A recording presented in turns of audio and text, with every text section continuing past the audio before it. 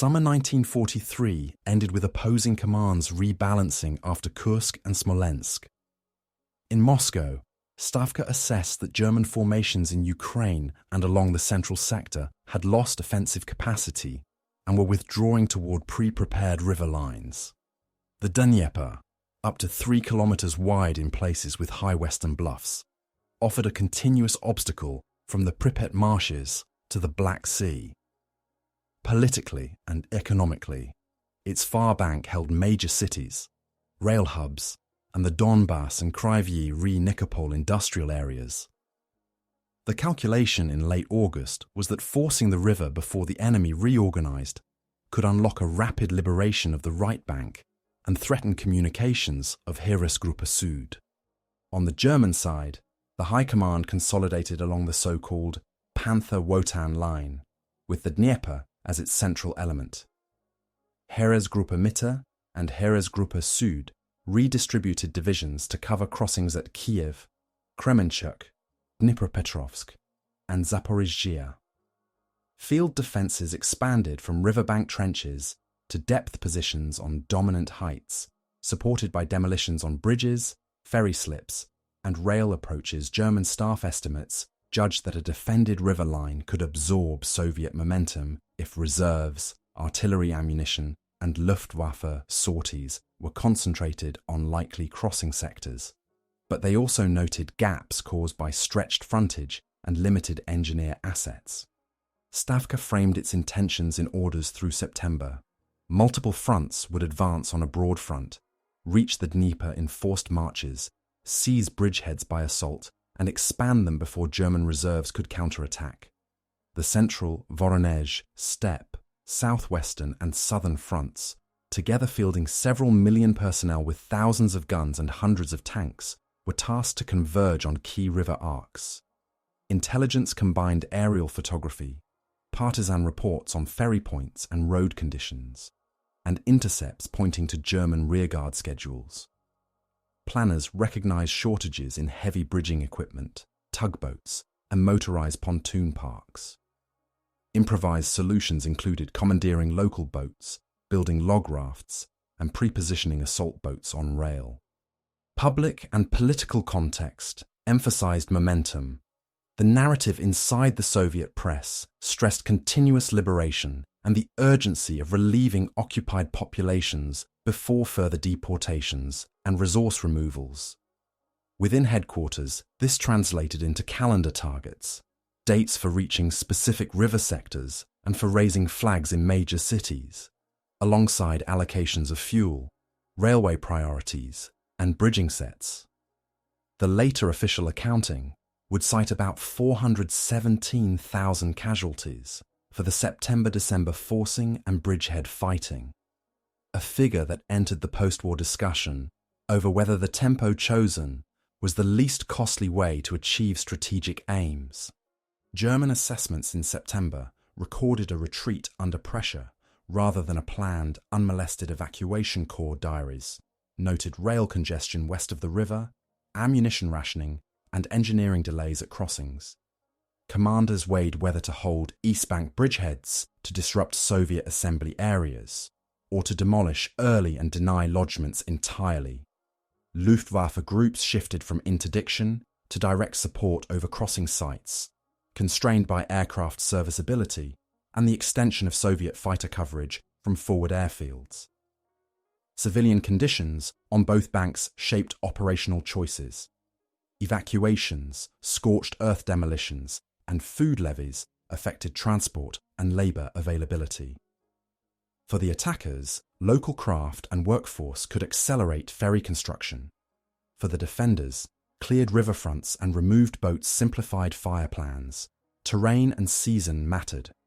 Falling water levels exposed sandbars and mudflats. Autumn rains degraded approach roads. Early frosts promised both firmer ground for artillery and increased risk for night wading attempts. Thus, by mid-September 1943, both sides recognized a narrow window. The Soviet calculus linked speed to preventing a cohesive German stand behind the river. The German calculus linked time to converting a geographic obstacle into an operational barrier. The question that shadowed the orders, whether rapid assault crossings or a methodical build-up would cost fewer lives, was present from the outset, embedded in the trade-offs between tempo, engineering readiness, ammunition stockpiles, and the enemy's capacity to seal or exploit a breach. By 15 to 20 September 1943, Soviet spearheads reached the eastern bank along a 1,000-kilometer arc. Central Front approached Loyu and Rychitsa. Voronezh Front pushed toward Kiev via Pereyaslav and Rzhishchev. Steppe Front converged on Kremenchuk. Southwestern Front toward Dniprodzerzhinsk and Dnipropetrovsk. Southern Front to the Zaporizhzhia Bend. Stavka directives ordered immediate reconnaissance in force to locate shallow fords, intact boats, and feasible artillery positions, while engineer brigades moved assault boats and pontoon parks by rail to forward depots near Poltava, Sumy, and Kharkiv. German formations withdrew in echelons. Army Group South, 1st Panzer Army, 8th Army, and 6th Army, tasked corps to destroy bridges, burn ferry stocks, and mine likely landing sites' rearguards, often reinforced with assault guns and 88mm guns, executed night withdrawals and counterattacks on road junctions. To gain time for the West Bank defensive alignment, Luftwaffe Gruppen shifted to river line tasks, bombing pontoon trains, strafing boat parks, and laying mines at slipways. Field reports recorded ammunition rationing and fuel priorities for units covering Kiev, Kremenchuk, and Zaporizhzhia, with battalion-sized Kampfgruppen screening demolitions. Initial crossings began locally and at night. Between 21st and 24th September, forward detachments of 40th and 47th Armies seized small lodgements near Rzhishchev and Baliko-Shchuchinka. 3rd Guards Tank Army recon elements ferried across in rubber boats to mark landing zones. South of Kremenchuk, rifle divisions of Steppe Front crossed near Svitlovodsk using improvised rafts and commandeered barges. Farther south, Southwestern Front probed across the Dnieper reservoir margins, where flooded banks complicated assembly areas. Assault groups typically comprised reinforced companies with sappers, light mortars, and signal teams, followed by battalion echelons as daylight allowed. Artillery preparation varied by sector. Where heavy guns could be hauled forward on survivable roads, commanders massed 122mm and 152mm batteries to suppress opposite heights elsewhere. Limited ammunition forced short, concentrated barrages keyed to smoke screens from chemical troops. Counter-battery duels developed as German observers on bluffs adjusted fire on approach routes and anchor points. Soviet fighter regiments extended cover from newly captured airfields east of the river. German night fighter sorties sought to disrupt ferries and bridge sites under construction. The Kiev sector exhibited competing lodgements.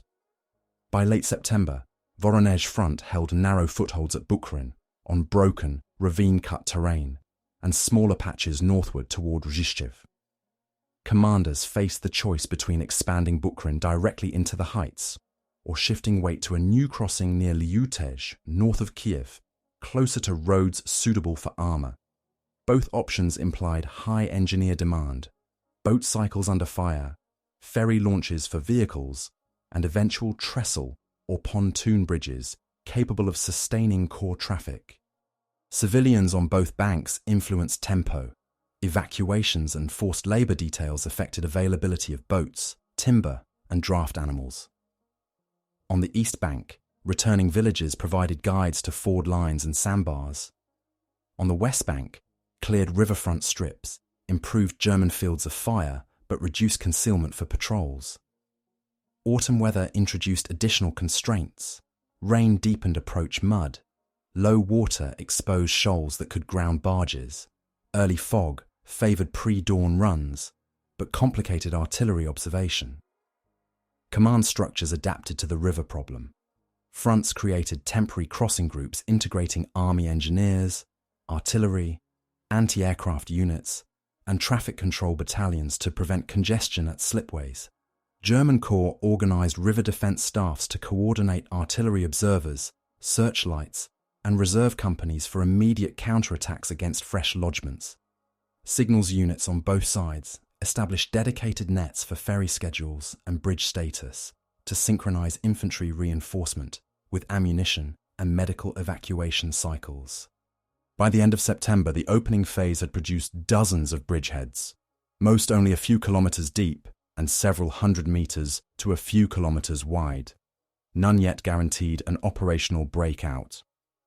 The central question framed inside both headquarters: commit reserves quickly to enlarge precarious lodgements, or pause for methodical build-up, remained unresolved, as reports enumerated boat losses, engineer fatigue, and the rate of German counterattacks against each foothold. Stavka's operational design for late September to December set parallel goals. Secure a continuous line of bridgeheads from the Pripyat to the lower Dnieper. Capture Kyiv, Dnipropetrovsk, and Zaporizhzhia. Re-enter Donbass rail hubs.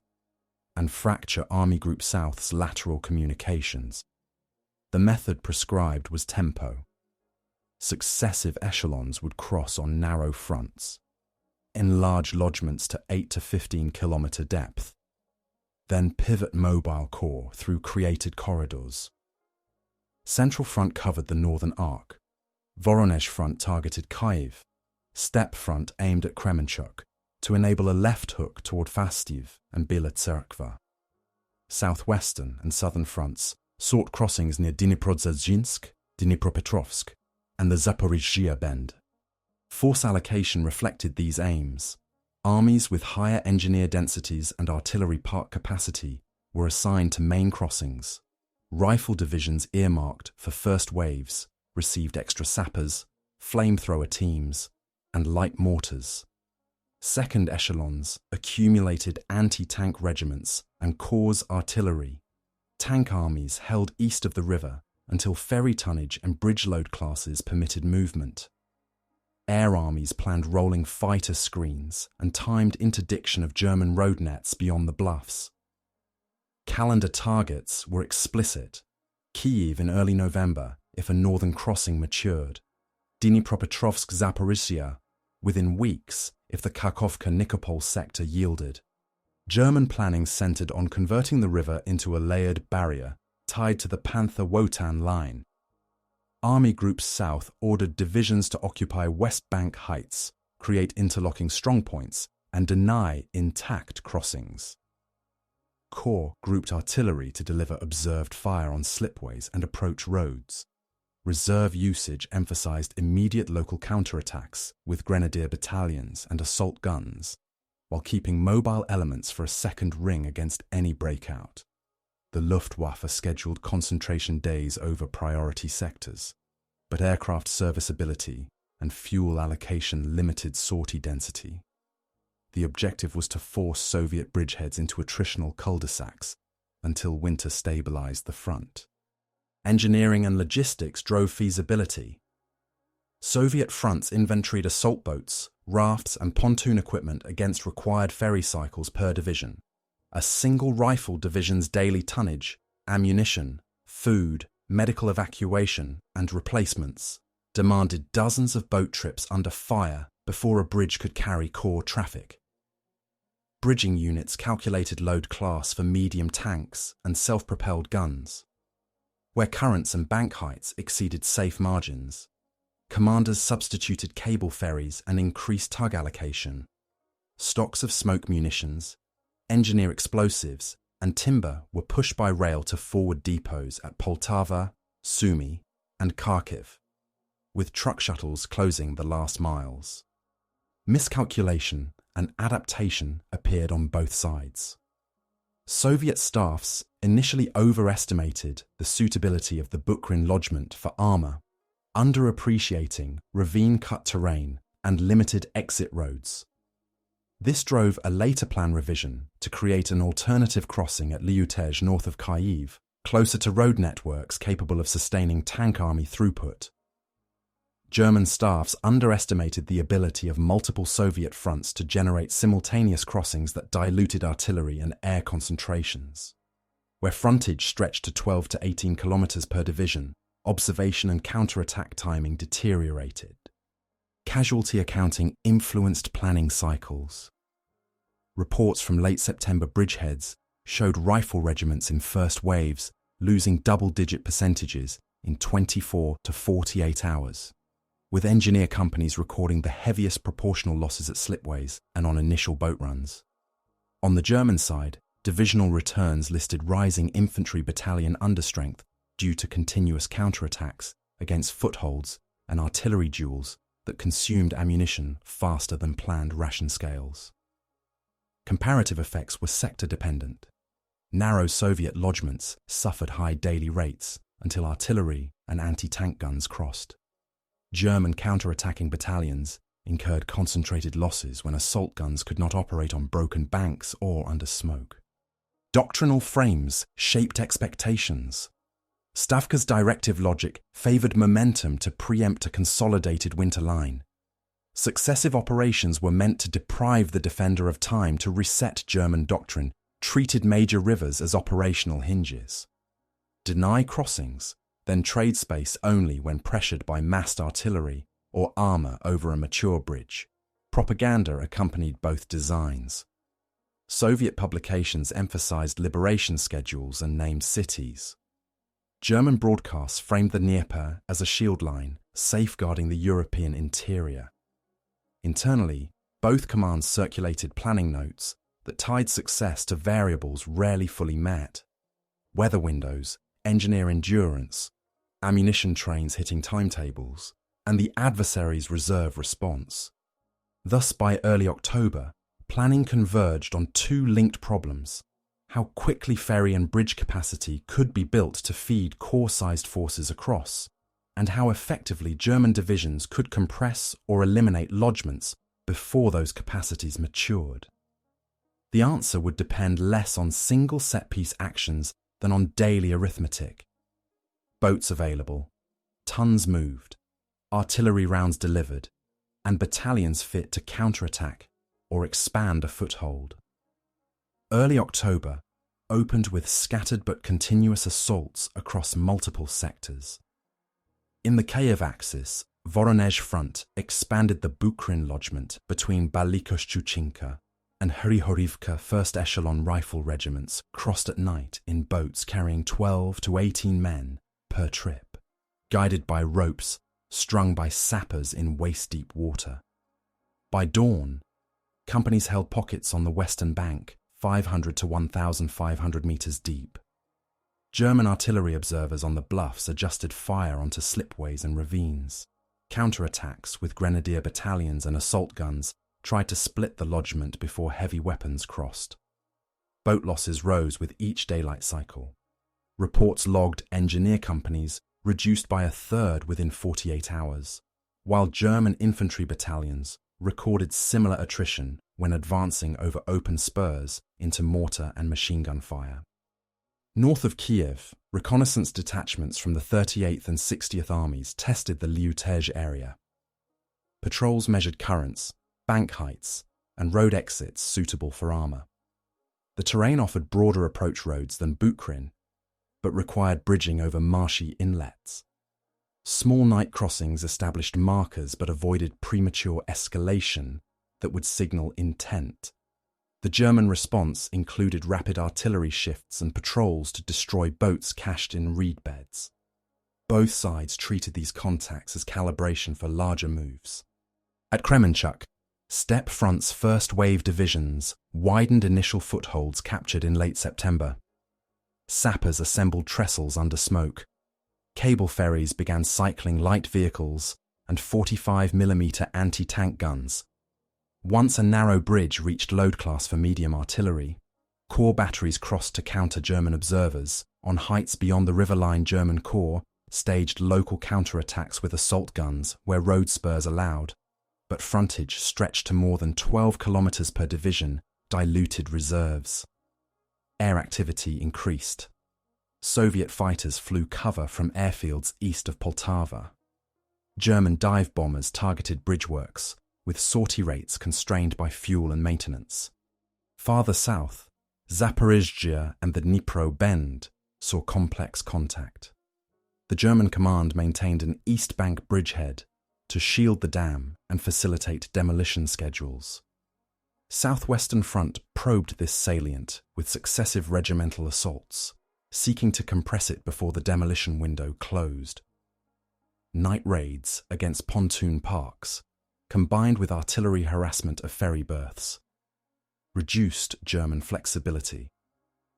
On 14 October, German forces evacuated the East Bank positions and completed major demolitions. Soviet reports noted the capture of the city's eastern districts and damaged infrastructure, while German diaries emphasized withdrawal under rearguard protection to avoid encirclement.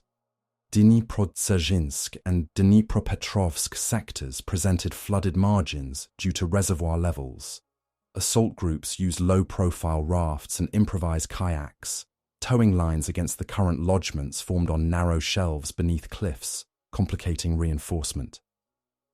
When Soviet battalions tried to expand at first light, German companies counterattacked downhill with concentrated machine gun and mortar fire, often regaining ground.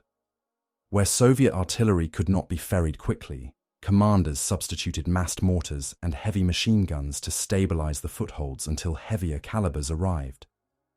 Civilian patterns shifted daily. On the East Bank, villages returned to contested zones shortly after German withdrawals, providing guides and boats, but also consuming limited rations. On the West Bank, forced evacuations and cleared fire lanes reduced concealment for patrols. Boat requisitions, timber cutting for trestles, and road repair parties drew on local labour under military control, shaping the tempo of work at slipways and on approach roads.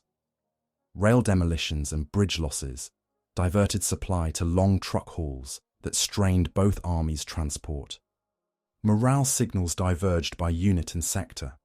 Soviet assault regiments recorded high decoration proposals for boat crews and sappers, alongside rising non-battle losses from exposure after repeated night crossings.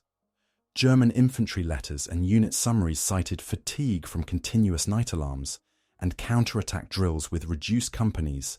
Panzer and assault gun units functioned as mobile fire brigades, rotating by road to threatened bridgeheads. Each move traded time for concentration, and breakdowns eroded availability. Unexpected outcomes emerged from local geography. In several sectors, low water exposed sandbars that allowed squads to stage midstream and shorten the second leg of night crossings. In others, mudflats trapped barges under observed fire. Smoke planned to mask slipways, sometimes pulled in ravines and revealed movement on ridgelines. Communications cables laid across the river snagged on debris and forced reliance on radio, inviting interception and artillery ranging. By mid-October, the first engagements had produced a mosaic. Bukrin held but remained tactically constricted. Small lodgements north of Kiev hinted at a more favourable exit for armour. Kremenchuk expanded into a platform for corps artillery. The Zaporizhzhia salient disappeared with German demolition success, but at the cost of ceding the East Bank cover. Casualty reports on both sides pointed to the same arithmetic. As long as heavy weapons and anti-tank guns lagged the infantry across the water, lodgements bled at high daily rates. As soon as artillery and mines stabilized a shoreline, counter-attacking battalions paid proportionally. The operational question shifted from whether crossings could be made to how quickly any one of them could be developed into a viable springboard for a breakthrough. By late October, the River War entered a phase of simultaneous strain across command, logistics, and morale. On the Kiev axis, repeated attempts to punch out of the Bukrin lodgement, using 27th and 40th Armies with attached tank and self-propelled gun regiments, produced limited gains against interlocking German positions of 4th Panzer Army. The terrain's ravines and narrow exits limited armour employment. Ferry cycles could not lift enough anti-tank guns before daylight daily situation reports, registered rifle regiments in first waves losing significant fractions within 24 to 72 hours, while engineer battalions reported cumulative boat and raft losses that slowed reinforcement. German returns recorded understrength grenadier battalions after counterattacks over open spurs, with assault gun availability fluctuating due to breakdowns and fuel. Escalation emerged from calendar and weather. Stavka pressed for a November capture of Kiev to sustain liberation momentum and to preempt a stable winter line on the West Bank. This requirement tightened timetables for ferry tonnage, bridge completion, and redeployment. Rains degraded approach roads, fog compressed artillery observation windows. Low water complicated heavier pontoon anchoring. Commanders faced a consistent trade-off. Commit second echelon divisions early to enlarge precarious lodgements at high daily cost, or pause to accumulate bridging capacity while conceding time for German reinforcement and trench consolidation. A decisive adjustment followed. After October reviews, the Voronezh Front, redesignated First Ukrainian Front on October 20th, shifted the main effort from Bukhrin to the Lyutezh bridgehead north of Kyiv. The choice reflected road networks capable of sustaining tank army throughput and more favourable ground for deploying artillery. Maskirovka measures sought to hold German attention on Bukhrin. Continued attacks, radio traffic, and bridge work maintained the appearance of a primary thrust north of Kiev. 38th and 60th Armies built up under cover of smoke and night ferries. 3rd Guards Tank Army prepared to exploit once load-class bridges opened. Southward, Steppe Front's crossings near Kremenchuk matured into platforms for Corps artillery and limited armour ferries. Gains westward threatened German lateral roads toward Fastiv and Bila Tserkva, forcing 8th Army to shuttle reserves along overstretched frontage. At Dnipropetrovsk and Dniprodzerzhinsk, reservoir margins continued to favour the defender. Soviet lodgements on narrow shelves suffered high attrition until medium artillery and anti-tank guns crossed. German counter-attacking companies incurred concentrated losses when smoke and minefields cut assault gun freedom of movement. On 14 October, German forces evacuated the East Bank Zaporizhia salient under rearguard protection and completed major demolitions. Soviet units entered shattered districts and confronted infrastructure loss that slowed pursuit and supply. The crisis was cumulative. Engineer formations, ponton brigades, separate sapper battalions, bridge parks reported fatigue and equipment attrition that reduced cycle rates. Ammunition expenditure in counter-battery duels exceeded ration scales, drawing on railheads that struggled with destroyed bridges and detours. Medical services on both banks treated large numbers of water-related injuries, exposure cases, and shrapnel wounds from artillery concentrated on slipways. Evacuation across the river competed with ammunition and ration ferries for limited boat slots, forcing ad hoc scheduling that increased congestion and vulnerability to observed fire. German defence adapted within constraints. Corps along 4th Panzer Army's front concentrated artillery observers on likely exit roads and coordinated immediate counterattacks by battalion groups while retaining mobile elements for a second ring Luftwaffe units designated concentration days to strike bridgeworks and boat parks. Serviceability and fuel-limited sustained pressure, and Soviet fighter cover from forward airfields increasingly challenged daylight raids. Infantry companies used pre-sighted mortars and machine guns to rake landing sites. When night crossings dispersed assault waves along reed beds, patrols worked to cut rope guides and destroy cached boats. Inside headquarters, the political operational tension sharpened. Press directives highlighted liberation schedules and named cities. Field returns enumerated company and equipment losses that accumulated toward the autumn's reported 417,000 casualties for the forcing and bridgehead fighting. The same reports recorded German battalion strengths falling after repeated counterattacks and artillery concentration, indicating reciprocal attrition. calculations for November accepted continued losses in exchange for positional advantage. Seize or enlarge bridgeheads, offering armour exits and road depth. Then rotate depleted divisions to the east bank once bridges allowed. By early November, the alignment pointed to a convergence north of Kiev. The Liutezh build-up, masked by pressure at Bucharin, reached thresholds in artillery mass, engineer tonnage, and bridge readiness. German diaries noted growing activity north of the city and increased artillery registration. Both sides prepared for a short, intense phase. For the attackers, synchronized artillery, smoke, and armor exploitation over new bridges. For the defenders, counterattack timing against assault corridors and demolition plans on urban approaches. The escalation of the river campaign had produced a crisis of decision around Kiev, where the choice of axis and the maturity of crossing infrastructure would determine whether tempo or method prevailed in the next phase. The peak came in early November on the Kiev axis.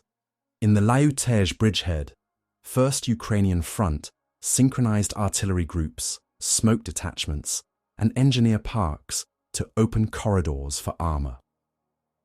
Before dawn on the 3rd of November, massed batteries fired timed concentrations on German strongpoints along the Irpin approaches.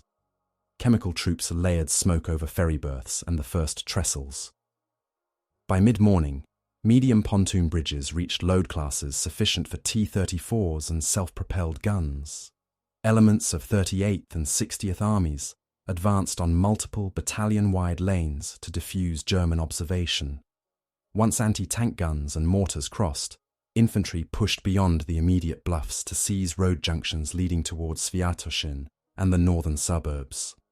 German formations of 4th Panzer Army mounted immediate counterattacks with assault guns and grenadier battalions, cycling reserves along lateral roads. Artillery observers tried to fix the new Soviet bridges and slipways. Dive bombers and fighter bombers struck during short clearings in the weather, but sustained pressure was limited by aircraft serviceability and Soviet fighter screens from forward airfields east of the river. Several counterattacks regained ground on ridge spurs, yet each recovery exposed companies to pre-registered artillery and mine strips. Laid during the night, battalion diaries recorded ammunition rationing and growing gaps in infantry companies after repeated alarms. South of the city, the Bucharin lodgment continued deliberate assaults to hold German attention. 27th and 40th Armies pressed along ravines toward high ground without committing armour in depth, transmitting radio traffic and bridge work to reinforce the deception. German corps kept a sizable proportion of assault guns and battalions tied to this sector to guard against a renewed breakthrough attempt. The split attention aided the Liutezh advance.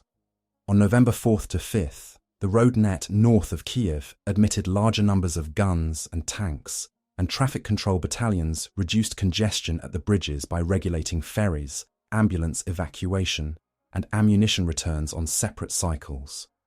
Combat inside the outer suburbs blended river operations with urban fighting. Engineer assault groups breached fieldworks on the city's northwest access, while marking demolition charges on side streets. Artillery shifted to rolling barrages keyed to block lengths rather than open terrain distances, and anti-aircraft batteries repurposed as direct fire guns to cover crossroads. Civilians moved sporadically through contested districts, some evacuating, others remaining in place. Military patrols directed flows away from mined zones and demolition points. German rear parties executed planned demolitions on depots and transport nodes, delaying advances but shortening their own withdrawal windows. On November 6th, Soviet units entered central Kyiv. The seizure did not end combat along the river. German formations regrouped west and southwest of the city to counterattack against the bridgehead's exits and to stabilize a line behind the Irpin and along roads toward Fastiv. The urban capture shifted the supply geometry.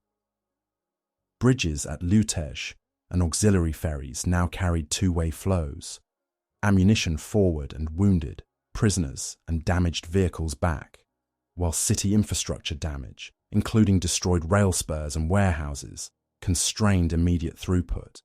Front headquarters prioritized opening a rail ferry and repairing key road segments to move core artillery and replenish fuel. Concurrently, intense fighting continued along the middle and lower Dnieper.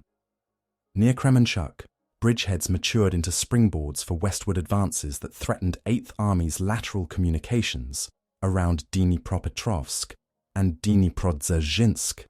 Narrow shelves still imposed high daily loss rates until enough medium artillery and anti-tank assets crossed to blunt downhill counterattacks. In the Zaporizhzhia Bend, the earlier German evacuation of the East Bank salient yielded shattered industrial zones. Follow-on Soviet units expended time on route clearance and bridging over demolished canals and sidings, while German corps used that time to occupy depth positions and seed mine belts. The peak phase displayed the operational arithmetic of speed. Stavka's timetable, Kiev in early November, compressed engineer and artillery preparation into a sequence of nights, accepting the attrition inherent in ferrying under observation. The alternative, a slower accumulation along Bukrin or broader sectors, risked conceding time for German consolidation on winter positions. German command faced the inverse calculation: immediate counterattacks to crush young bridgeheads at high company-level cost, or fallback to depth lines that ceded ground and road junctions but preserved battalions for later defence. Both sides recorded intensified expenditure: artillery ammunition above ration scales, bridging equipment losses, armoured vehicle breakdowns from continuous road shuttles. For participants, the period registered as the most demanding stretch since the river was first reached. Boat crews and sappers executed repeated night cycles under fire. Infantry advanced with limited heavy weapon support until bridging caught up. Assault gun crews counter-attacked on short notice across mined and smoked road spurs. Medical companies managed simultaneous flows of river-related injuries, shrapnel wounds, and exposure cases. Commanders weighed each day's reports against the larger objective. Whether the momentum gained by a rapid seizure of Kiev and the widening of central bridgeheads would offset the cumulative casualties reported across the Dnieper front during this concentrated push. Resistance and adaptation defined the weeks after Kiev's capture, and the hard fighting around other bridgeheads. German corps refined a layered defence. First, observation and pre-sighted fires to attrit crossing cycles. Second, immediate counterattacks by grenadier battalions with assault guns. Third, depth positions on road spurs and village strongpoints to absorb penetrations. Mine belts and wire blocked likely exits from Soviet lodgements, while engineer detachments patrolled reed beds to cut rope guides and destroy cached boats. Where frontage widened to over 12 kilometers per division, commanders concentrated artillery observers on a few decisive spurs, accepting thinner screens elsewhere. Infantry battalion returns frequently reported companies at 70 to 120 rifles after successive night alarms and counterattacks. Soviet fronts adapted their crossing technique and logistics. Assault groups added more radios and signal lines to slipways, improving ferry scheduling and counter-battery requests. Smoke detachments increased the density and duration of screens, learning to account for ravine winds that revealed movement on ridgelines. Bridging units shifted from single heavy spans to staggered trestles and cable ferries that distributed traffic, and complicated German targeting infantry regiments rotated assault companies more frequently to reduce exposure-related losses. Medical posts were established on both banks to shorten evacuation cycles and return lightly wounded sooner. Where currents and bank heights limited bridge load classes, commanders ferried anti-tank guns and mortars first, delaying tanks until additional sets arrived. Partisan activity and deep reconnaissance supported the crossings unevenly but measurably. Reports on German road usage west of the bluffs identified convoy timings and choke points. Improvised blockages and demolition of culverts forced detours that lengthened counterattack marches. Radio intercepts and aerial photography cross-checked which sectors received fuel or ammunition priority. allowing artillery to interdict road segments feeding those sectors. German responses included sweep operations and tighter movement discipline at night, with march tables designed to pass gaps under limited Soviet air observation. In the middle Dnieper sector, adaptation occurred at the scale of villages and ridgelines. Soviet commanders standardized assault echelons, reinforced companies with sappers and flamethrower teams to seize a first street line, battalions with mortars and anti-tank rifles to secure lateral blocks, regimental guns ferried as soon as smoke and counter-battery fire allowed. German strongpoints integrated cellars, rubble barricades, and interlocking fields of fire through courtyards. When assault guns could not maneuver due to mines and collapsed walls, companies relied on pre-sighted mortars and MGs to channel advances into artillery zones. Where Soviet artillery massed sufficient 122mm and 152mm guns across the river, village fronts shortened as defenders withdrew to prepared lines. Air forces adjusted to river realities.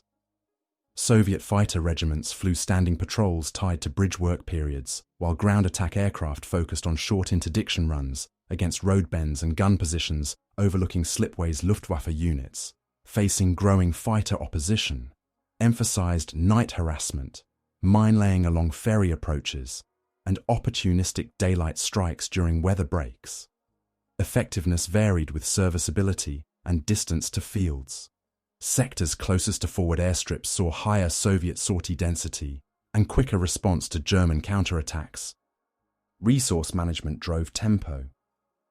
On the Soviet side, railway echelons brought timber, pontoon bays, and smoke munitions to forward depots. Truck columns closed the last kilometers on degraded roads, often requiring engineer road mats to prevent bogging near slipways. Boat losses and engine failures forced commanders to ration cycles between ammunition, wounded, and replacements, producing measurable delays in lodgement build-up after heavy fighting. German logistics depended on intact lateral roads and bridges behind the bluffs. Repeated interdiction and demolitions extended march times for assault guns and ammunition lorries, reducing the number of counterattacks that could reach the river line before daylight. Psychological adaptation appeared in unit practice. Soviet boat crews developed silent loading routines and rope handling drills to cut minutes from each crossing. Infantry learned to stage on midstream sandbars before the final dash. German patrols rehearsed rapid boat destruction and immediate mine-laying on newly contested banks. Letters and reports on both sides referenced fatigue from dense night activity, short rations near bridgeheads, and the strain of operating under constant observation and shelling. Rotations through quieter sectors, when available, were brief and frequently interrupted by renewed alarms. Attrition patterns shifted with these adaptations. As more Soviet anti-tank guns and mortars crossed early, daily losses in some bridgeheads declined from initial peaks, while German counterattacks incurred higher rates when assault guns met prepared demolitions and minefields. Conversely, when weather-dispersed smoke or currents damaged trestles, lodgements reverted to high-cost ferry fights. Commanders on both sides recorded that local success hinged less on a single breakthrough than on the cumulative efficiency of nightly routines. Boats turned, tons ferried, guns emplaced, measured against the defender's capacity to time counterattacks and maintain ammunition flow to observation-led fires. The turning point emerged from two linked outcomes: the consolidation of a durable bridgehead at Lyutezh, culminating in Kiev's capture on the 6th of November, and the chain of West Bank lodgements that survived first cycles of German counterattacks. Kiev's fall shifted the geometry of the river line. With bridges now carrying two-way traffic, First Ukrainian Front moved artillery groups, fuel, and replacements across at a rate unattainable during the ferry-only phase. Road access towards Sviatoshin, Irpin, and Fastiv gave tank and mechanized formations exits into the operational depth. German plans that relied on compressing young lodgements into cul-de-sacs lost key observation points and road junctions. Simultaneous gains on the middle Dnieper confirmed the shift without producing a general collapse. Dnipropetrovsk and Dniprodzerzhinsk changed hands in late October after German withdrawals from the East Bank and failed efforts to expel West Bank footholds south of the Bend. The evacuation of the Zaporizhzhia salient conceded industrial zones but preserved German formations for defense in depth. The Nikopol area remained in German hands, securing manganese access and anchoring a winter position. The overall effect was asymmetrical. Several Soviet bridgeheads matured into platforms for corps-level operations, while others stayed narrow shelves with high daily loss rates. German command reacted with a concentrated counterstroke west of Kiev in mid-November.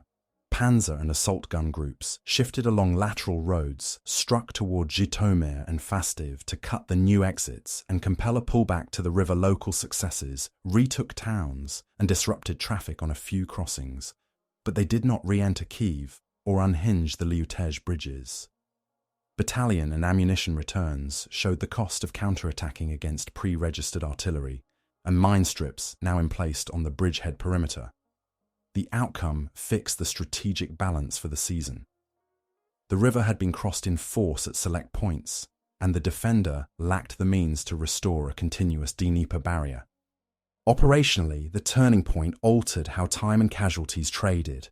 Before Kyiv, each additional day of ferry-only lodgements translated into high infantry and engineer losses with limited heavy weapon throughput. After Kyiv, bridges and better exits allowed anti-tank guns, medium artillery, and logistics to cross in larger quantities, reducing daily attrition inside the main bridgehead, while shifting losses to maneuver battles west of the city. German formations, no longer able to suppress crossings with observation from the bluffs, paid increasing rates in counterattacks over mined road spurs and in artillery duels, where Soviet guns had achieved density. For civilians, the consequences varied by sector. In Kyiv, demolition and fires damaged rail yards, depots, and river facilities, delaying the restoration of food and heat distribution as winter approached. On the middle Dnieper, destroyed power infrastructure and flooded margins from reservoir management left towns with limited water transport and constrained supply evacuations, and returns occurred in waves tied to frontline movement rather than a unified plan. Both commands requisitioned labour for bridge and road work, often diverting able-bodied civilians from local recovery tasks. The turning point also reframed the central question of the campaign, whether speed had been necessary. Inside headquarters, the seizure of Kyiv within the early November target window provided a tangible political and operational result that a slower accumulation at Bucharin had not promised. The data from bridgehead reports indicated that, where crossings matured quickly into load-class bridges and road exits, subsequent daily losses declined.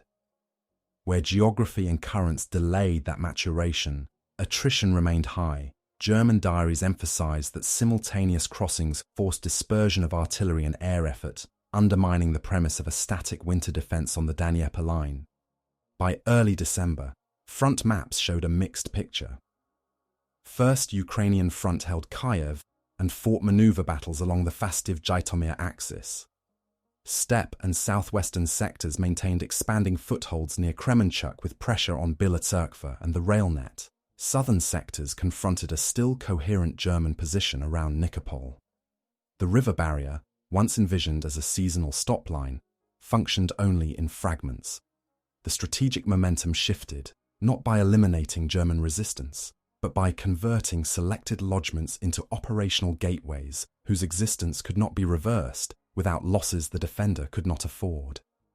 Combat operations along the Dnieper settled into a pattern of withdrawals, rotations, and localized offensives through November-December 1943. After Kiev fell on the 6th of November, 1st Ukrainian Front pushed west toward Fastiv and Zhytomyr, while German 4th Panzer Army attempted to re-establish a line along the Titerev and Uzh river corridors. Towns changed hands more than once. German counterstrokes in mid-November retook Zhytomyr and disrupted rail use toward Korostan. Soviet counteroffensives in December regained several nodes and pressed the line back toward the pre-war oblast boundary. The front, no longer anchored on the Dnieper's bluffs, extended into wooded and river-cut country, where road control determined which side could feed artillery and fuel forward.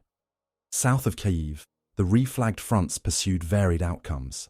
Steppe Front, redesignated Second Ukrainian Front on October 20th, widened crossings near Kremenchuk and advanced toward Bela Tserkva, and Cherkasy Southwestern Front, now Third Ukrainian Front, consolidated lodgements near Dniprodzerzhinsk and Dnipropetrovsk, but met firm resistance as German Eighth Army traded ground for time along successive ridgelines. The former Southern Front, renamed Fourth Ukrainian Front, confronted the German-held Nikopol bridgehead that protected manganese sources and offered a pivot across the lower Dnieper withdrawal. There was selective. German units shortened exposed salients while retaining positions necessary for winter defense, demolishing infrastructure and seeding mines to slow pursuit. End states varied by sector, but shared features typical of river campaigns.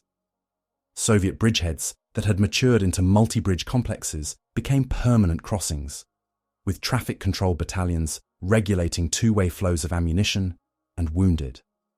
Secondary lodgements that never achieved heavy weapon density were either absorbed into larger positions or abandoned after night withdrawals, their boat parks salvaged for use elsewhere. German withdrawals emphasized preserving mobile elements and artillery, while relinquishing observation on the riverbank rearguards used pre-sighted demolitions on culverts and street blocks to delay, then slipped to depth positions before daylight. Immediate civilian consequences followed frontline movement. In Kiev, damaged rail spurs and depots limited distribution of coal and food during the first post-liberation weeks. Repair brigades prioritized bridge approaches, power links, and rail crossings. Along the middle, Dnieper, the loss or flooding of river facilities and power infrastructure constrained water transport and lighting in Dnipropetrovsk, Dniprodzerzhinsk, and smaller towns. Evacuations, returns, and requisitions proceeded in overlapping waves. Labour drafts supported bridge repair, road matting near slipways, and debris clearance. In sectors where lines stabilised, local administrations reopened ration points and hospitals under military oversight. Casualty reporting shaped the understanding of the campaign even as it closed this phase. Soviet records for September-December cited about 417,000 casualties associated with forcing the river and holding or enlarging bridgeheads. Daily returns indicated the distribution. First-wave rifle regiments and engineer units absorbed the highest losses during ferry-only periods. Once bridges carried anti-tank guns and medium artillery, infantry loss rates in mature bridgeheads declined, while maneuver battles west of Kiev increased armour and artillery expenditures. German reports emphasise battalion understrength after repeated counterattacks against entrenched exits and the ammunition draw of continuous counter-battery fire. Comparative patterns differed by terrain. Where ridge exits favoured assault gun movement, counterattacks achieved temporary recoveries at notable cost. Where minefields and smoke cut vehicle manoeuvre, infantry companies paid higher shares of the loss. Prisoners, stragglers, and displaced civilians moved with the line. Field cages on both sides processed captured personnel from failed counterattacks and overrun rearguards. Medical services recorded high proportions of shrapnel wounds and exposure cases linked to night operations near the water evacuation, competed with ammunition for limited truck and rail capacity. A constraint most acute in sectors where bridges remained single-lane pontoons and road surfaces degraded with frost. Winterization measures, stove installation in dugouts, stockpiling fuel near bridges, rotation schedules for boat crews reduced non-battle losses but did not eliminate them. By late December, the operational picture showed partitioned outcomes. First Ukrainian Front held Kyiv and maintained pressure along the Fastiv-Zhytomyr axis. Second Ukrainian Front's Kremenchuk platforms supported continued advances towards central right bank rail lines. Third Ukrainian Front retained gains around Dnipropetrovsk and Dniprodzержinsk, without breaking the depth defences tied to Nikopol. Fourth Ukrainian Front faced a coherent German position on the lower river. The Dnieper barrier no longer functioned as a continuous defensive line. The immediate result was a set of Soviet crossings converted into gateways for later offensives, balanced by German winter positions calculated to conserve formations for the coming year. Humanitarian effects remained visible as the armies paused or shifted to new axes. Housing loss, fuel scarcity, and damaged water and power systems placed urban populations under rationing and emergency repair regimes. Agricultural areas across both banks absorbed requisitions for timber and draft animals to support bridging and road work. The end of this phase did not resolve the underlying strain. It redistributed it from ferry edges to extended supply lines and winter fronts, setting conditions for subsequent operations that would test whether the gains of speed at the river could be sustained without repeating the loss profiles of the autumn crossings. The campaign's legacy centres on how the Dnieper was forced, and at what cost, between September and December 1943. Operationally, multiple fronts converted a natural barrier into several permanent gateways. Lyutezh for Kyiv, complexes near Kremenchuk, and footholds around Dniprodzержinsk and Dnipropetrovsk. Politically, Kyiv's capture on November 6th fulfilled a calendar objective that reinforced liberation messaging and reconnected a major administrative and transport hub economically. The line of crossings shortened subsequent offensives toward the right bank rail grid while leaving industrial zones southward damaged or contested, including areas linked to the Nikopol manganese basin. The casualty ledger framed the debate that followed.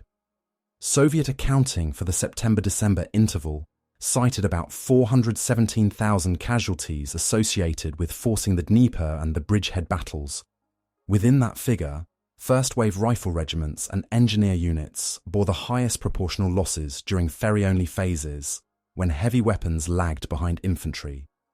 As bridges reached load classes for anti-tank guns and medium artillery, daily infantry losses inside mature bridgeheads declined. Losses then shifted to manoeuvre fighting west of Kyiv. German returns showed repeated counterattacks by grenadier battalions and assault gun groups that recovered local ground, but at rising cost once mined exits, pre-registered artillery, and smoke-curtailed vehicle manoeuvre. The comparative pattern varied by sector, but both sides' reports linked loss rates to the speed at which artillery and obstacles could be emplaced or overcome. Stavka's pressure for tempo reflected a strategic calculation. A rapid seizure of crossings denied the defender time to align the Panther-Wotan system and to reconstitute divisions on the far bank. The Kyiv timeline illustrates the trade-off. Shifting weight from Bukrin to Lyutezh shortened the path to roads suitable for armour and enabled bridges to open within days of the main push, reducing subsequent daily attrition inside the bridgehead, while accepting high initial engineer and infantry losses. A methodical alternative, accumulating more bridging sets, stockpiling ammunition, and widening lodgements before committing armour, promised lower first-wave loss rates, but risked seeding weeks for German trenching, artillery registration, and coordinated air-ground concentrations along a stabilised winter line. German assessments, recorded in corps diaries and post-action reviews, judged the river conceptually sound, but practically undermined by simultaneous crossings along an extended frontage. Artillery and Luftwaffe assets could suppress one or two bridgeworks. They could not sustain interdiction against multiple boat parks and trestles once weather, smoke, and distance to fields intervened. Where terrain favoured downhill counterattacks with assault guns, temporary gains were possible. Where ravines and minefields fixed vehicles, infantry companies absorbed disproportionate losses without eliminating bridgeheads. The outcome validated the defensive logic of a great river only if time, reserves, and observation converged, conditions that simultaneous pressure eroded. For civilians, the legacy mixed immediate relief in liberated areas with prolonged hardship. Kyiv's return to administrative control brought rapid efforts to restore transport and utilities, constrained by damage to depots, rails, and river facilities. Along the middle Dnieper, flooded margins and demolished power infrastructure limited water transport and lighting through winter. Labour requisitions for bridge and roadwork competed with local recovery needs. Population movements tracked frontline shifts rather than a unified plan, producing uneven humanitarian outcomes that persisted into 1944. In military doctrine, the Dnieper operations reinforced lessons about major river crossings. Successful lodgements required early crossing of anti-tank guns and mortars to cut infantry loss rates. Multiple dispersed crossings diluted the defenders to mass artillery and air power. Deception and persistent pressure at secondary sectors fixed reserves, and the decisive variable remained engineering throughput measured in boat cycles, tons moved per night, and the speed of bridge completion. For defenders, rapid, localized counterattacks had to reach lodgements before artillery density matured. Once bridges carried medium guns and obstacles were laid, counterattack costs increased sharply. Historically, the autumn of 1943 sits between two interpretations. One emphasizes necessity. The tempo that secured Kyiv in early November and created operational exits prevented a cohesive winter line on the Dnieper, enabling continued advances into right-bank Ukraine. The other emphasizes cost. The ferry-only assaults and repeated pushes from constricted lodgements generated high losses that a slower, more engineered build-up might have reduced at the price of time. The record supports a sector-specific synthesis. Where geography and road nets allowed bridges to reach load class quickly, speed likely saved later casualties by shortening exposure. Where terrain and currents delayed bridging and exit road development, the rush translated into sustained daily losses without immediate operational payoff. By December's end, the Dnieper had ceased to function as a continuous shield. The crossings achieved in 1943 shaped the campaigns of 1944 by fixing bridgeheads that enabled wider offensives while committing both sides to the logistical burdens those crossings imposed. The balance between tempo and method remained a planning theme for subsequent operations. Commanders weighed calendar gains against the measured cost in engineer fatigue, ammunition expenditure, and battalion strength, a calculus first written into the river's banks during the autumn nights when boats, smoke, and artillery decided whether time or blood would buy the next kilometre.